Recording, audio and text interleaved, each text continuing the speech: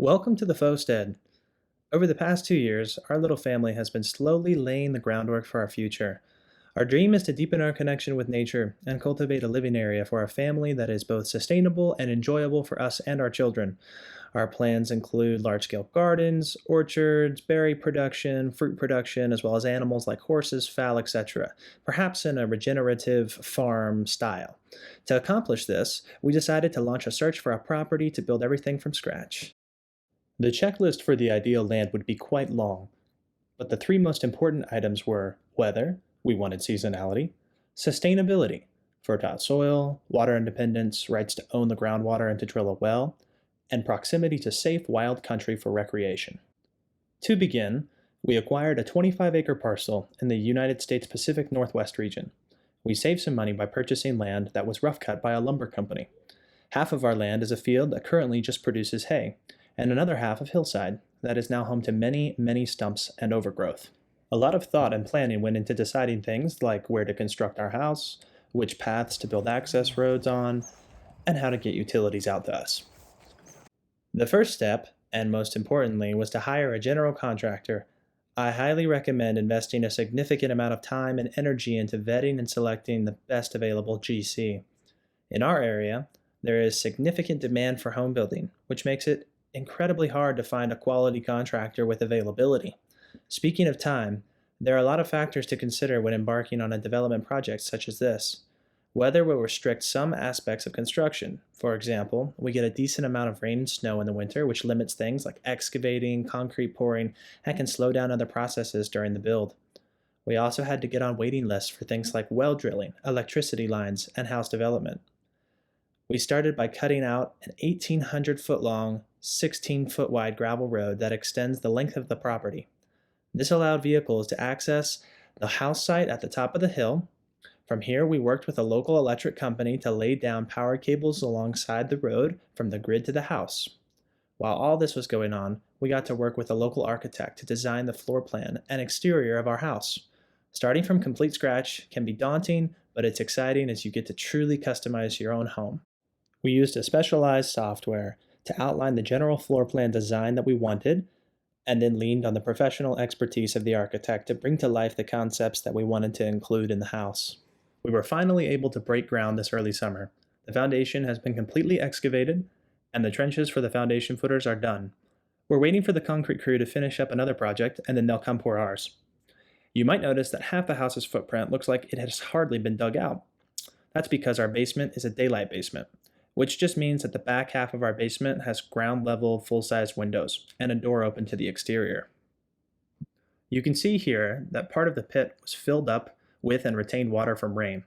Our excavators dug out a small drainage ditch to direct water out of where the concrete needs to go. We're hoping to have the concrete pouring crew out here in the next week or two.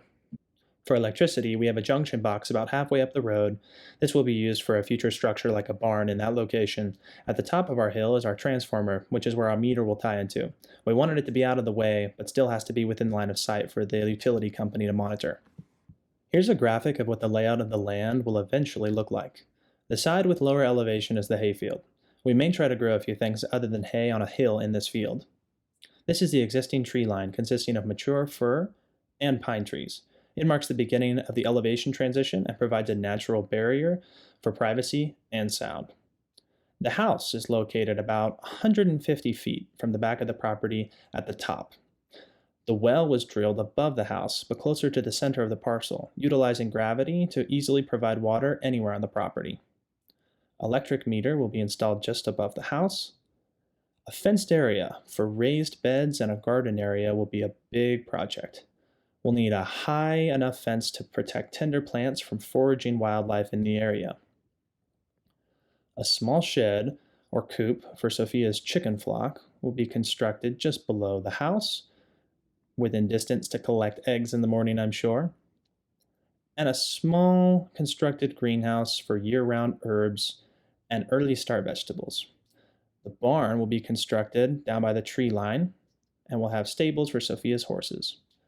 Berry bushes will be planted around the garden area, and a fruit orchard will be planted just above the barn area of different varieties of fruit. And then a small vineyard for grapes. We have plans for this right above the orchard.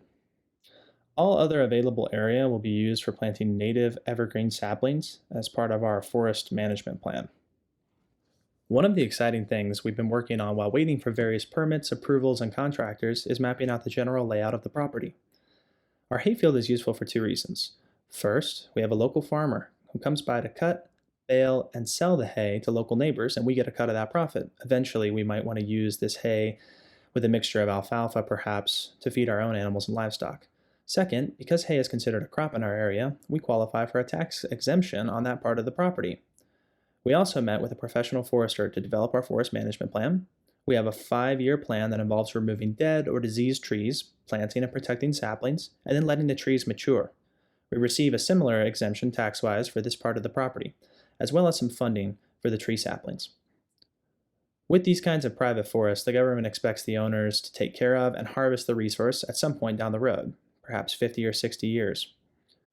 A fun part about being near the mountains is that you get an up close experience with the local wildlife.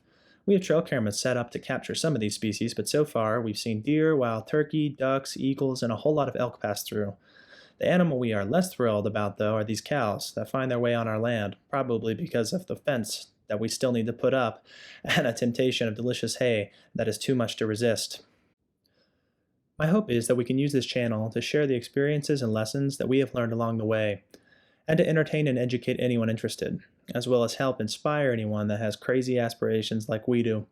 It's been a journey so far, and many adventures await us still, I'm sure. Until next time.